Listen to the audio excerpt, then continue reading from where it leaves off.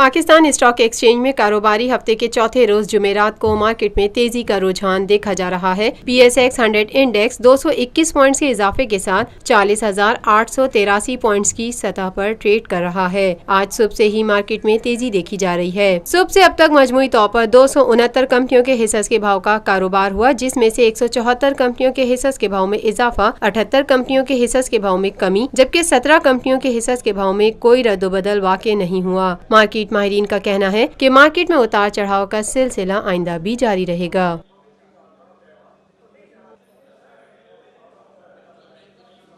Lotus Lake Towers, a groundbreaking endeavor by Lotus Properties.